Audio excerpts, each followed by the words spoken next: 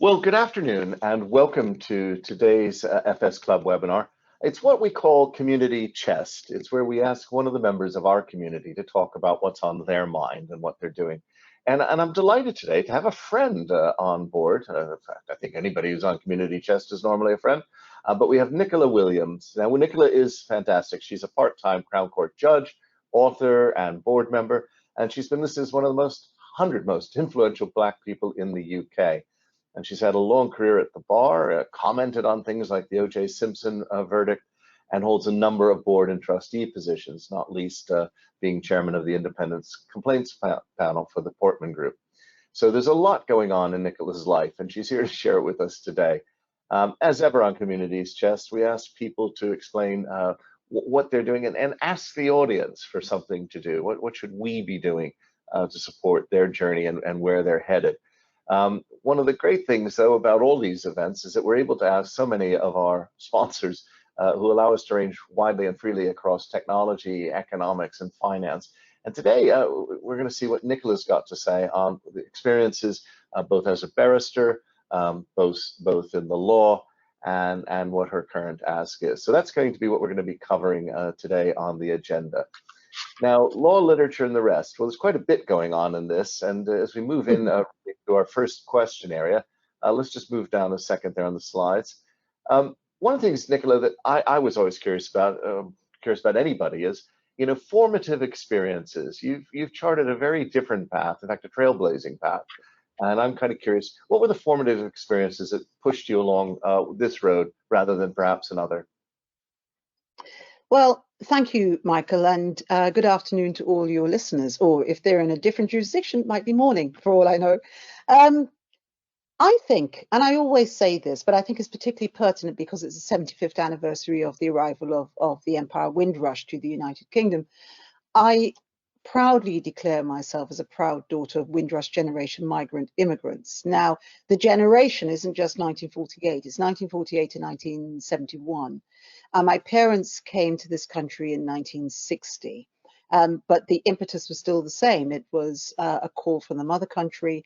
My parents are Guyanese, not Jamaican, which is where the first Windrush came from, but they're Guyanese. My dad was a police officer in Guyana. My mum was a teacher in Guyana. And my father wanted to study law, and that was the reason why he came. And my mum came primarily because he was here. But things didn't go that well for them. This was the bad old days when there was a lot of, the sort of anti-racism or anti-discrimination legislation that we have now did not exist then. And there's some horror stories about that, but this is not what this talk is about. In terms of my formative experiences, both of my parents were huge on education. As an example, my mum, when she was pregnant with me in the UK before she started to work, she had a big book of the complete works of William Shakespeare. She read it all through the time when she was pregnant with me. And she said that's one of the reasons why I love Shakespeare so much, and I do. My dad sadly is no longer with us, but my mum is still alive. We do still go and watch a lot of Shakespeare. We go to the Globe, we watch a lot of stuff like that. They were big on education and on achievement, very strong work ethic, very, you can achieve whatever you want. And sadly, as a lot of Black people, this is something that's quite common, that we were told you've got to be twice as good to be considered the same, or at least half as good. That was very strong, but really that you can do whatever you want to do. And I think that has really been that drive, that ambition is really what I call ethical ambition, is really born out of that. You're on mute, Michael. For somebody like me who wasn't there, how much of a community were the Windrush people? Have they kept that community going over the years, or is it just an event?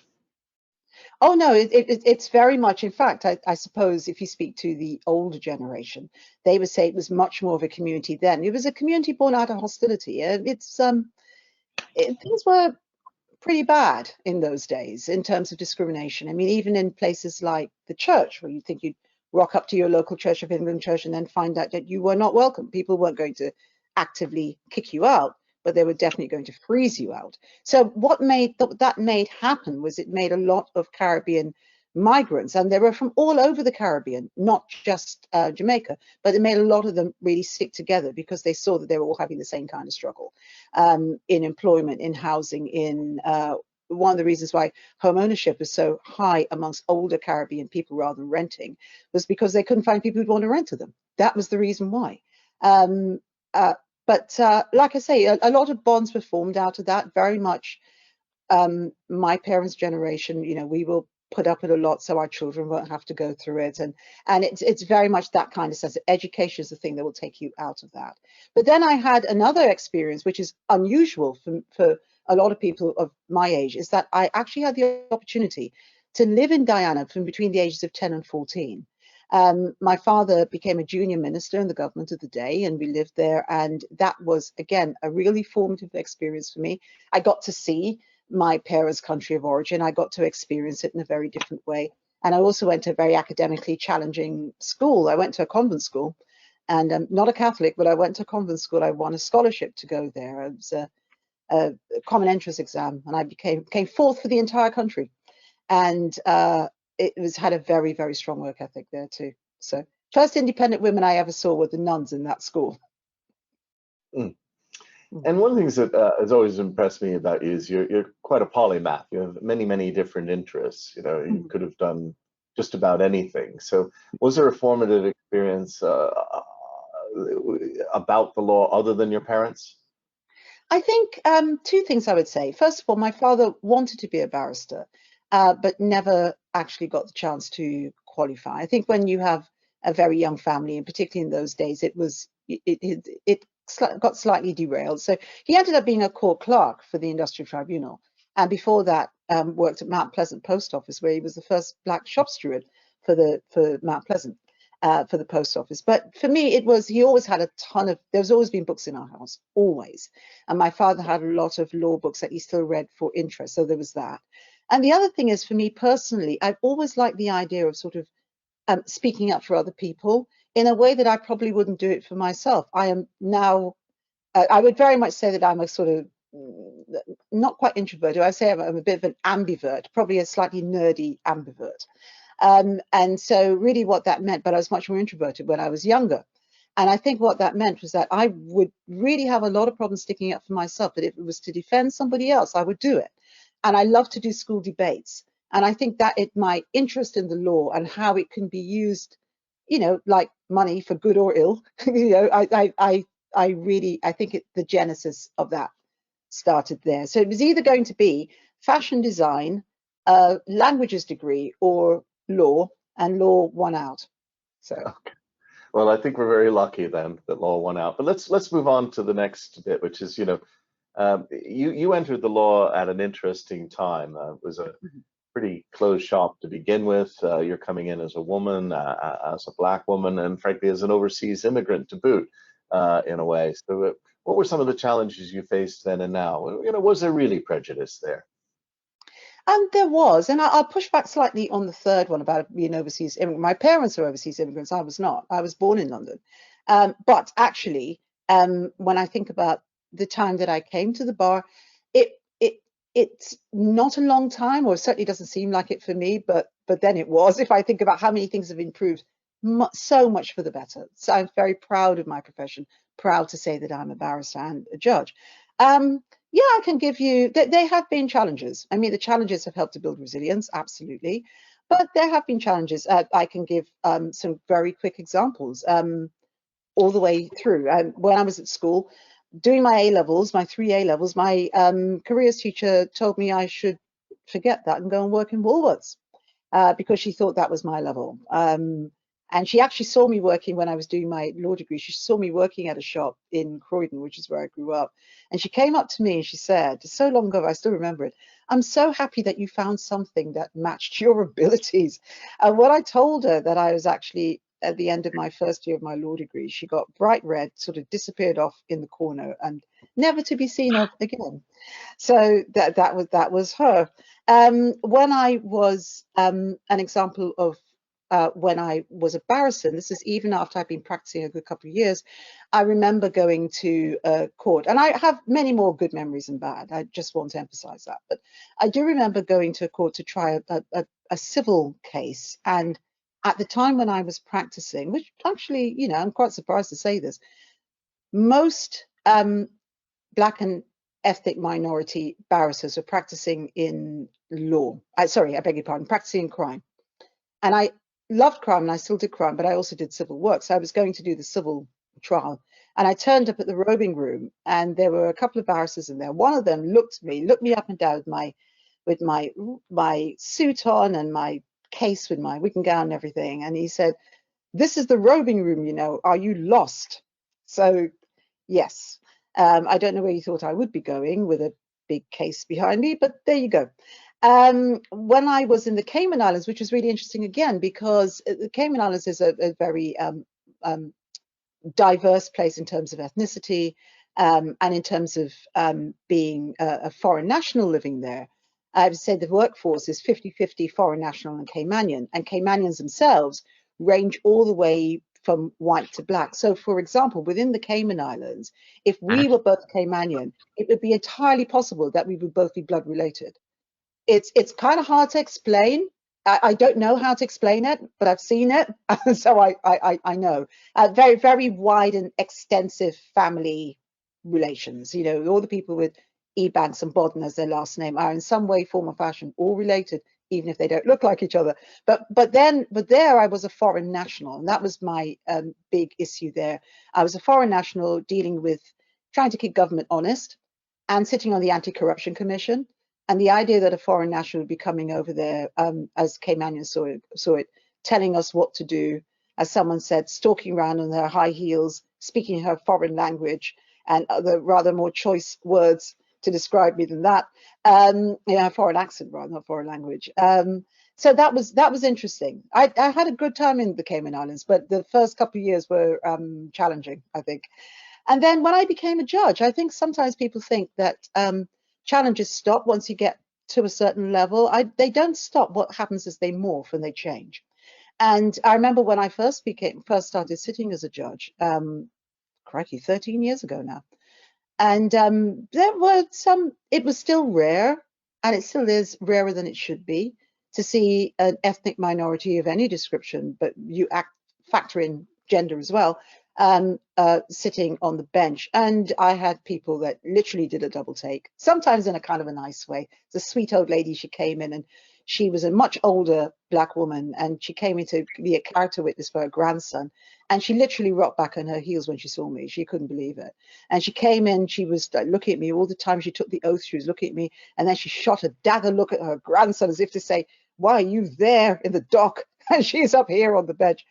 But, you know, there's very slight disrespect. There's always one person will try it, or they won't want to stand up when you come in. There's just little slight shades of disrespect.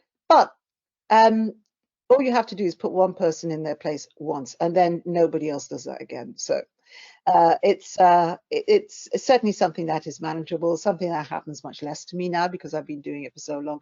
But I only raise that as a point that people sometimes think that when you get to a certain stage or age, that somehow these things don't happen anymore, but they do.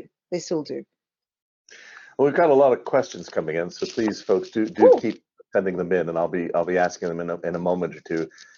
Yes. But I definitely do want to get on to your books, which are fascinating, and also your ask as well. But speaking of the books, I mean, one of the things that I was so pleased was when you gave me a copy of Without Prejudice. And I'm not buttering you up. My wife would tell you bluntly, we were then, I was a sheriff at the Old Bailey when we met. We were very proud. Yes. We had just achieved 50-50 on the judges, where we were finally 50-50 male-female. And quite rightly proud. As you say, the profession has changed and continues to change. But I read the book genuinely cover to cover in a car. It really is a good page turner. You're an excellent writer. One of the funniest things, though, was I remember the opening scene where it sounded very similar to one about the robing room, where the opposing counsel comes in and basically sort of dismisses the main protagonist as she's clearly the underling. Was that a true story? Yeah, I remember that bit. It's when the instructing solicitor, who should have been with Lee Mitchell, the character in the book, who is based on me, they turn up late and they see Lee in a suit, black woman, and her defendant also in a suit, but a rogue white guy. And he just automatically assumes that Lee has to be the man, and he just goes up and says, "Oh, Mr. Mitchell, I'm so sorry, and this is your defendant," and that's what he does. And that did happen to me, but not exactly in that way. I have it weirdly, it happened to me in a different way. It happened when I was defense ombudsman, when I turned up somewhere and someone started talking to my chief of staff and completely ignored me. And I'd just done a speech, there had been a talk that day about bias, and it just started to talk to, thought that that was the ombudsman. I just sat there and just waited until my chief of staff, white, said, this is Nicola Williams and she's the ombudsman. Then they got really embarrassed. So it didn't, that instance in Without Prejudice didn't happen to me then, but I know people that has happened to. Absolutely, I know people that has happened to at the bar, but that was my example later when I was defense ombudsman. And I know we want to talk about the new book, but just one more question about the old one. Yeah. I remember finishing it, sitting in the back of a car as I was being driven. The sun was setting. I was coming back from the north, and having put the book down to the side, I immediately opened the window to get some fresh air. And it wasn't the Yes. quality of your writing. It was just all I remember in that book was everybody was smoking. and, and, was that what made you decide to open the window? Yeah. Were you a smoker in Yeah, those days? and the weird thing is, Michael, I've never smoked in my life, and one of the things, because I always wanted to write, and this is a little bit about both of the books, so the genesis of them. I used to read a lot of, particularly John Grisham. I have to say, when he was good, he did fall off a bit, but now he's come back up and he's just as good as ever. And I read a lot of the sort of legal drama, but all of the writers were American. And all that we had here really was Rumpole of the Bailey, which even when that was in vogue about 25 or so years ago, it was still out of date. So I thought, well, nobody else is writing anything, and I should. But I wanted to write a black female protagonist, and I wanted to write about the English bar as opposed to setting it in the States or setting it anywhere else, because I knew that there was a lot of exciting. It can be very sex, drugs, and rock and roll at the bar. It really can. Not saying any more than that, but it absolutely can be. And so that was the reason why I wrote it. But I also wanted to make some differential between me and her. And I'd never smoked, so I said, all right, I'm going to make her a chain smoker. And then back then, because the book was actually originally written 25 years ago, and then got republished by Penguin. That's the Penguin cover there, in 2021. So the smoking was introduced so that everyone would know that that wasn't me, because I didn't smoke. But Until Proven Innocent is a second Lee Mitchell novel, but because there was such a long gap between the two books, not when they were published 21 and 23, but when the first one was originally written, I wanted to write the second one as if it was a standalone novel, so you could read that first and then come back to Without Prejudice. You could read them in sequence; they would still make sense. But I have an arc that I'm going to write about a woman at the bar between the ages roughly of 30 and 40, because a woman's life can change an awful lot in that way, professionally and personally. And also I wanted to examine big ethical questions. So Without Prejudice is, how can you represent someone you know is guilty? Standard question. Every criminal barrister has been asked that at least once, and I've been asked that many times. Until Proven Innocent flips that on its head. How can you represent someone that everybody else thinks is guilty and is a really reprehensible human being, is accused of an awful offense, and is quite irredeemable in many ways, but even so, maybe they didn't do it. And then how do you take on a case like that when everybody else will criticize you for doing that? That was Until Proven Innocent. And the first draft of the third book that I've just finished on Friday is going to be about the power of the barrister's clerk, because people don't understand just how powerful they are. Think Succession and Game of Thrones, and then you've got some idea of what it is. And what made me start writing again was lockdown. I think I kind of lost faith in myself as a writer. So one thing I will tell people, if I had to pass on any advice, is, you know, it ain't over till it's over. I'd lost faith in myself as a writer, but something inside me wouldn't let me just leave it alone. And then during lockdown, I thought there was interest. Penguin republished Without Prejudice because Bernardine Evaristo got behind it, and I'd met her completely by accident. And before she won the Booker, and when she won the Booker, she got behind mine and 5 other books, and that was how that got republished. But during lockdown, I thought, even if nobody else sees Until Proven Innocent, I'm going to finish it, because quite frankly, I'm fed up of feeling like rubbish because I hadn't written it. And the rest is history. And I'm very happy to say that my writing career is back on course again. And there's going to be a lot more coming out about Lee Mitchell and other things too. So. Oh, that's excellent to hear. And I must say again, you know, Until Proven Innocent, what I personally got out of it was that huge tension, as you said earlier, of having to defend the indefensible. I just loved it, and it had me on the edge of my seat in that regard. So it's an excellent book. What's the third one going to be called? The working title is The Diary, Okay. and that's because the clerks who run the barristers' lives, they have a work diary, but also this one has a kind of like a sort of blackmail kind of diary where he's got all sorts of dirt on people in chambers to make them do what he wants, and then something happens to him, and yeah, so it's yes, there's a lot of people who are involved in that. Okay. Well, we've got quite a few questions here, and folks, do feel free to put a few more in, and we'll come on to your ask in a minute. But during your time, this is from Madeline Moon, who knows a thing or two as an MP, former MP, I should say. I didn't know that you knew Madeline, who's also a friend. So there you go. We have all these connections. Madeline's online, and she's asking, during your time as the Armed Forces Complaints Commissioner, what were the greatest impediments to your capacity to investigate complaints, and what additional powers did you wish you had had? Okay, I should have known that if Madeline was there, she's going to ask you a question like this. So thank you, Madeline, I think, so for that. Greatest impediment was not enough money. Now, I will say this, everybody in public life, even pre-COVID, would have said they didn't have enough money, but the office was not, it wasn't funded, I think, it wasn't funded to deal with its capacity. Possibly when it's on a, when it's on a page and people are drawing it up and they think this is how much we'll need and this is the number of people we need, that's one thing. But what happened is that as we started to look forensically at some of the cases that came to us, not everyone was worthy of an appeal or looking at it by our office, but the ones that we did, we got a reputation for being, if you like, tough but fair. And once we started to get that reputation, more and more and more people started to come to us. And so the demand outstripped our supply. So I think constantly having to not get our budget cut, to get staff, to keep staff, that was the biggest one. I'm sorry, what was the second part of that question? Well, really, what additional powers did you wish you had had?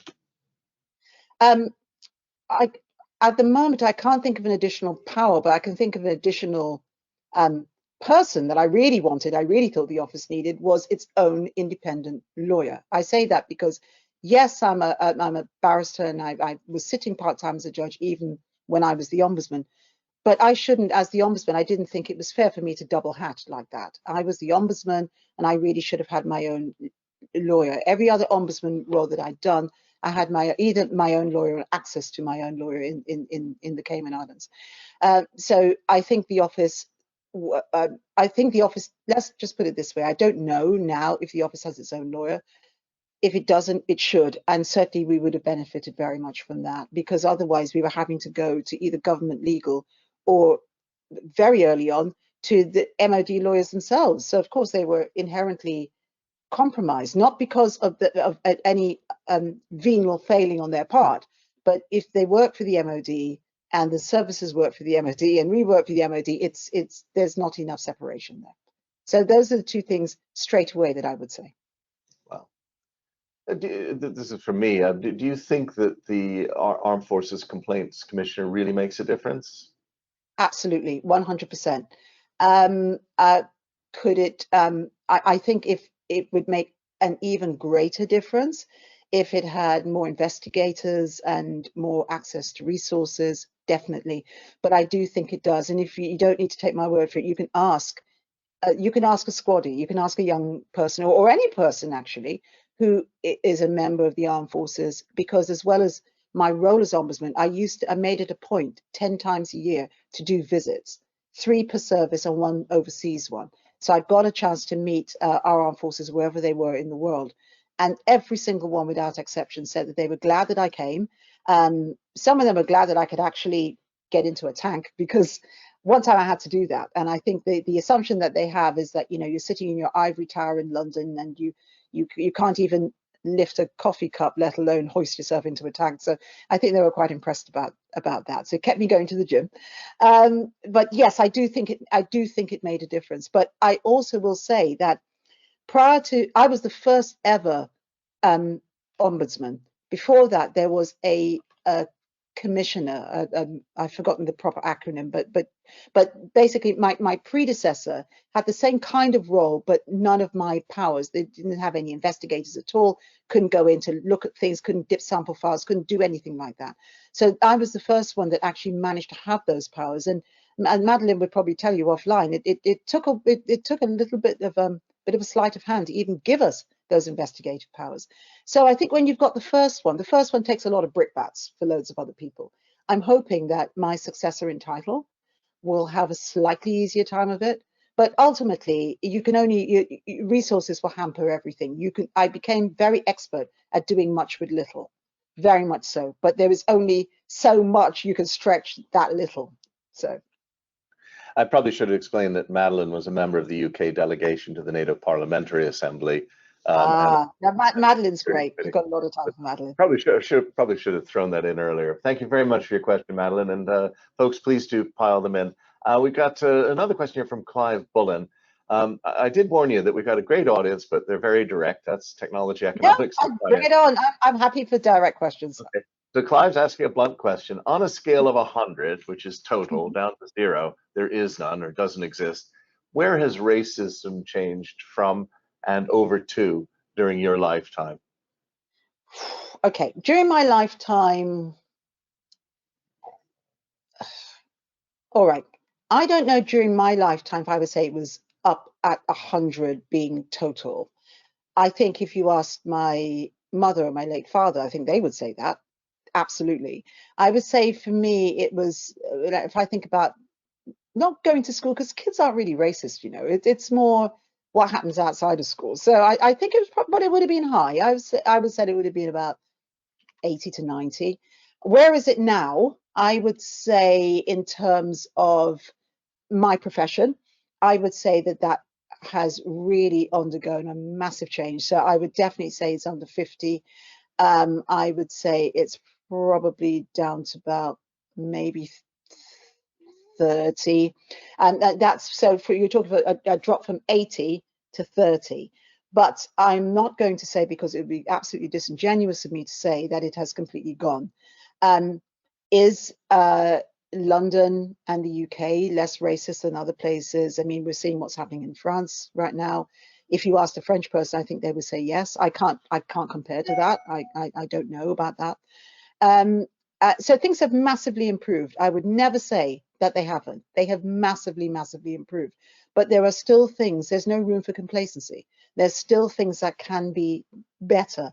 If, for example, for women of whatever ethnicity, if there are still hurdles to be leapt over and battles to be fought and won for women, if race is at a worse point than that, and if you have the two that intersect, race and ethnicity, you can see that can be a bit like dealing with a double glazed ceiling, not just a glass ceiling, but a double glazed ceiling. So I would say, in answer to the questioner, in my lifetime, things have gotten from really, really bad to much, much better, much better. And I hope that if you ask a younger person, someone who's like 18 now, that by the time they get to my age, they'll say it's gotten even better. I hope so. But I'm only giving a snapshot of how I experienced it, and particularly with reference to my profession, rather than a wider societal picture. Hmm. Do you think that racism but is can I say I welcome direct questions, so people can be as direct as they like. Um, one of the things I'm sort of curious about is it shifting onto other groups, or is it really just reducing? Now that is really interesting. I think overall it is reducing, but I think interestingly, if you take just the United Kingdom, the attitudes, and this is a very personal view, I'm not expressing anybody else's view. I think the attitudes to race in London, race and diversity and acceptance of difference in London, would be very different than if you go to other parts of the country where they're not used to difference, other parts of the country that are more homogenous, let's say. And I think that their acceptance of difference will be probably rather less. That's probably the best way that I would say that. Mainly because they haven't been, there's still parts of this country you can go to, they've never actually met a real life black person. They would have seen them on television, but not met someone, in the flesh, until that person goes to university, and then they see a whole wider array of people. And that's why university is so brilliant, not just for your degree, but just for the wide range of people that you can meet there. So I don't know. I think I honestly don't know the answer to that. If you ask a Roma person or a sort of someone from the Gypsy traveler community, I think they would say that they are discriminated against still in a very open way. But I'm only speaking from what my outside looking in is, not from personal experience of that. So yeah, but really what I want to say to people, I really want to emphasize that things have really gotten a lot better. They really have. And it doesn't mean there isn't more to be done, but things have really gotten a lot better. I mean, there was absolute naked, no dogs, no Irish, no blacks racism when my parents first came to this country. That was naked and evident, and that is not made up. My father wanted to join the police force when he first came here. And I say this without fear of contradiction because I know it is true, even though they don't want to talk about it. There was an unofficial color bar in the police force until 1968. So he couldn't join the police force when he came here, even though he was a police officer in Guyana. So if you think about that, and then you think about now, it's like light years away, but it just means that we can't be, those things are hard fought for and hard won. They need defending. So it just means you can't be complacent. Well, I can sadly vouch, living in Brixton in the late 70s and early 80s, and it was no blacks, no Irish, and Yeah. I was on the Irish side. But yeah, I agree with you. I think racism has greatly dropped, and prejudice has greatly dropped. It's just we've got a long way to go. Yes. But let's move on. Just a quick extra point here from Clive. And I sometimes see this when people talk about sustainability and awareness. It's like, Yes. okay, I'm aware. Now what do I do? And the answer is actually not a lot, because don't boil the kettle so much. But be aware. Any advice for white people on how we could improve today? Is there something that we can do other than just within ourselves? I think be a good ally. Now that sounds all sort of very touchy-feely and what's an ally, but effectively what it means is this: if you see or hear anything that even if you've never experienced racism, you kind of know if somebody's saying or doing something that is off. You would know that, and what you do is that you challenge it. And so that would be the first thing. And challenging doesn't have to be, I know what you did and I saw you. It doesn't have to be scolding, but it means that you bring it to the attention of the person that's doing it. The person that's doing it may not even know that they're doing it. They may not know that. Sometimes they do, but it could be unwitting or witful. But you challenge it, however gently or otherwise you do it. And the other thing is, I think, to be prepared to have, and this happened after the murder of George Floyd, actually, a lot of organizations did that, be prepared to have uncomfortable conversations, because talking, particularly in the white heat of that immediate moment, both in the States and here and all around the world, feelings are running really, really high then. There was a lot of, I think, justified anger then too. But what happens that people, you had then white people or non-black people wanting to know how can we help, and genuinely wanted to do that. But sometimes when they were told how they can help, it was quite hard to hear because maybe people weren't filtering it as they otherwise would do, because feelings were feeling very strong. And the other thing is that black people were being asked, well, tell us your experiences of racism and how that affected you. And if you tell people that over and over and over and over, what it does, it sort of re-traumatizes you. So so I think that's, sorry, it's a little bit of a roundabout way of answering your question. First thing is, if you, as a white person, if you hear something that is discriminatory or biased in any way, just point it out to that person. You know, you can gently do it and just see if they change their behavior. That's one. And secondly, if you're going to have a discussion about race, be prepared that it might feel a little bit uncomfortable. It might be uncomfortable for a black person too. You know, you don't want to keep talking about race all the time, but you have to kind of go through that uncomfortableness to get to the other side. But it's all for the good. And I can always tell if someone asks a question and it may be phrased wrong, because I think people are worried that they might say the wrong terminology or something like that. It might be phrased wrong or maybe slightly clumsily or something like that. But I know it's coming from a good place, and people can tell if it's coming from a good place. And then if you use the wrong word, if you use like the word colored, that someone once did to me instead of black, as an example, I knew that person wasn't a racist. I know them. I know they're not a racist. They just use a word that is like not one that people would use. And I wasn't going to hold that against them because they did that. They wanted to learn. They were coming from a good place. So I think that's the most important thing. Well, thank you. We got that. Be a good ally. Now, we've got a couple more questions and not a lot of time. And I do want to move on to your ask. Now, you like Shakespeare, as you said. And I love a quote of his: "Time's the king of men. He's both their parent and he is their grave, and gives them what he will, not what they crave." But you came up with this question, not we, and I loved it. Resilience has led to success, and everyone asks for advice to your 18-year-old self. What advice would you give to your 70-year-old future self, Nicola?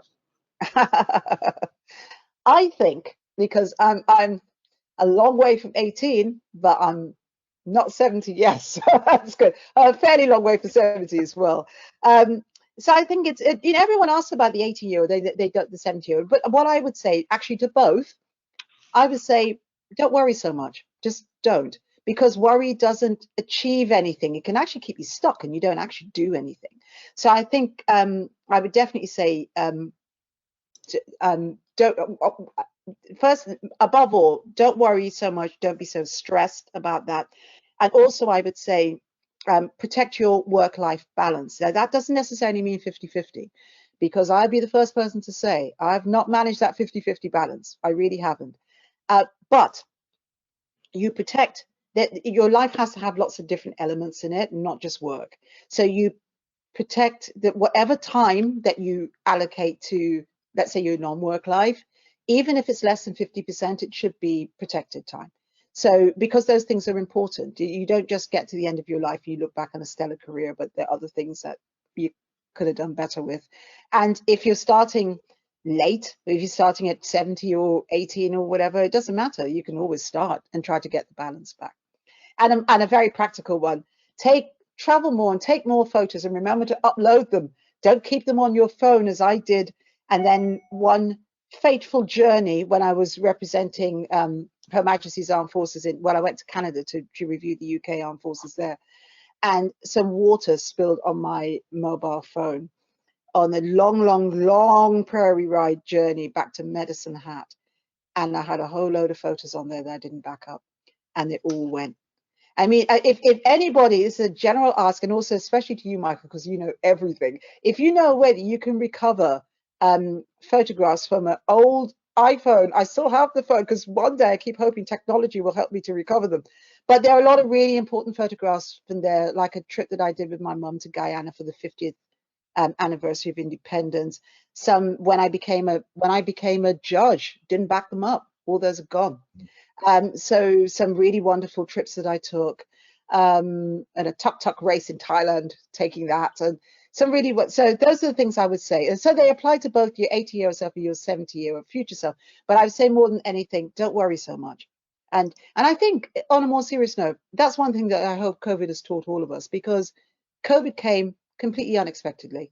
All right, maybe there was a prediction that there might be a pandemic striking the world once a century, as has proved to be the case, but it was unexpected to everybody in a real sense.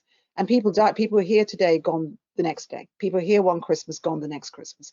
So really, just don't worry about stuff so much. That's the one thing I would say. And it's the one thing I'm still learning to do, because I still worry a lot about things. Okay. Well, let's pick up this question. If you could be a bit terse, but I'd just like to slip it in, and then a slightly longer question. Hugh Purser's, could you just tell us a little bit about Speakers for Schools? I mean, you and I both know Sue, and she's done some tremendous work, but how do you find it, and what's this about? I think it's an amazing organization. I think they approached me when I was the Defense Ombudsman, so it would be sometime after 2015. So it's within the last 10 years. And what they do is that they get people to go into schools where I hate using terms like disadvantaged backgrounds, but I can't think of a better one at the moment. But certainly schools where kids wouldn't normally expect to become barristers, for example, or whatever it is. You go and you talk about your career. And I particularly wanted to do it because I said I would be happy to do it because I have had a split education. I was half privately educated, so I got the benefits from that, but I was half state educated too, and I got the benefits from that. And there are a couple of disadvantages that went with that too, if you don't have teachers that believe in you. So I wanted to be part of that. And I love going into school and say, look, I came from South London. I still live in, albeit a different part of South London, but I still live in South London. And I just went to, half my time was at a regular school, and and I managed to do all of this. And if I could do it, you could do it.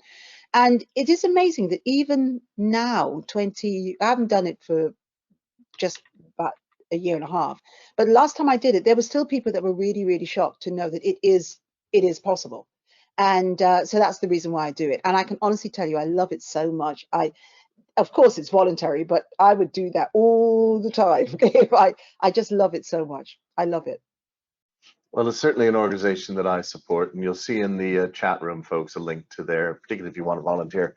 We've got time just for our final question, I'm afraid, only a couple of minutes. Yes. Okay. And it's back.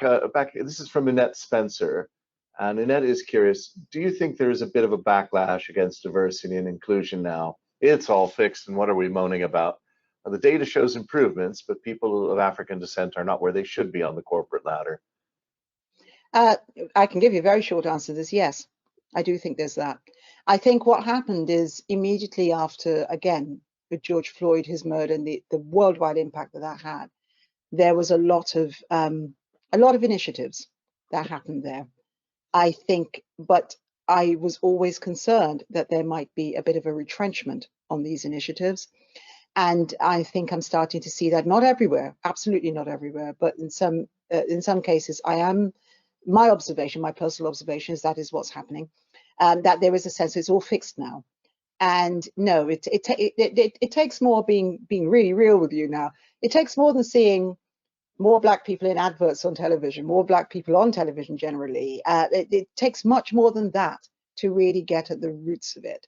So I think tremendous work has been done and was accelerated after his killing. But I think sometimes it's almost like it's a zero-sum thing. If you concentrate on this aspect of diversity, you can't concentrate on something else. And you absolutely can concentrate on lots of different things. There's lots about disability now, as there should be. But it's almost like, well, we've done race now. Let's look at disability instead. But last thing I checked, there were Black disabled people. So you can't really do that. I think there's, I hate to give the answer that I've done, but that's what I think. And I say that even in the context that a lot has changed and improved, even from when I was a kid at school. But what we've got to do is guide that and make sure it doesn't go back. And 30 seconds, I'm afraid it's unfair, but it just popped in. Any comment on the Supreme Court decision on college admissions in America? That's from Hugh Purser as well. Me personally, I think it's a worrying retrenchment, and in a way, even though what I was talking about just now was the UK, it kind of is reflective of that. Oh, thank you. Yeah, it's one of the sad things as a Harvard alum. We've been on the alumni network going over that because we were there in the days of the Bakke case and the Yes. apartheid marches and all that. So, look, I'm sure the audience can tell, you and I could go on all night, and once in a while we do. Yeah. But it's very good to see you here. Many congratulations on book 2. It really is up to the same scratch as book 1, which is very good. And Thank certainly I'm looking forward to the third one. So folks, do go out and buy both of those, without prejudice and until proven innocent. They're really, really just good fun reads, particularly on the beach this summer. Meanwhile, as ever, 3 rounds of quick thanks. Firstly, thanks to all of you for participating. And we've got quite a bit coming up this week. Tomorrow morning, not least, what should we teach our children about money? A very thoughtful session tomorrow morning. Secondly, thanks as always to our sponsors for allowing us to range widely and freely across all sorts of subjects and to indulge friends and all of that. But most of all, thank you, Nicola. You're a warm-hearted, generous overachiever, and we love you, dear. And we hope to have you back when you do your 3rd book or before. But thank you so much, and goodbye, everybody. Cheers. Bye, everyone.